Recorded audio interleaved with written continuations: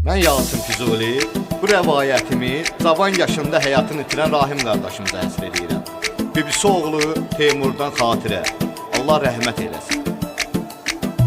Salam olsun sizlərə, salamla gəldim sözə. Bir cavanın adından, ona kam həyatından yazmışam bir rəvayət. Həqiqətdir, həqiqət, Rahimdir onun adı.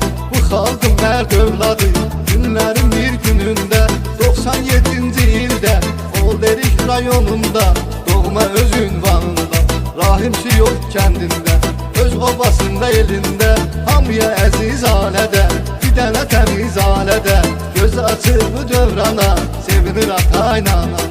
Rahim uşaqlığından, hələ uşaq çağından, qanacağı mərfətilə, böyüyür hörmətilə, məktəbi vurur başa, çatır 18 yaşa, gedir hərbi xidmətə, xidmət edir dövlətə. Payızdan yaydan sonra, bir 6 aydan sonra, xidməti vurur başa, qaydır evinə bir başa.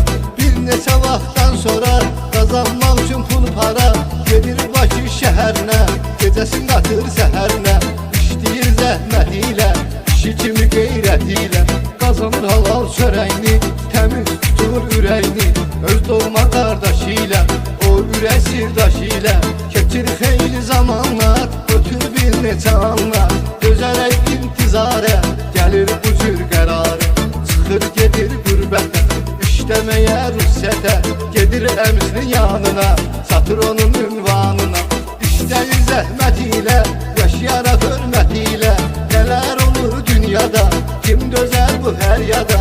2018-ci ildə, ilin yay fəslində, günlərin bir günündə, iyulun ayın 14-ündə, Rahim yatır həmin gecə, bunu deyim axır necə, oyanmayır səhəri, onun qəmi kədəri, gəlir Azərbaycana, doğma olan ünvana, cənazə gələn zaman, həmin vaxtı, həmin an, övladının ölməyin, bu dünyadan köçməyin, ondan bilir yazır ana, ürək alışır yana yana, oğul deyib ağlayırdı, oğlum qucaqlayırdı, canı sənə qurban balam, sənsiz mən çətin qalam, səni bizdən aldı fələk, sənsiz dözmür ürək, mən yolu gözləyirdim, oğlum gələr deyirdim, özünə toy eyləyərdi, anası sevindirərdi, mənə olmadı qismət, dərd üstünə gəldi dərd, güclə bala bir təhər, ananı sakit etdilər, cənazəni götdülər,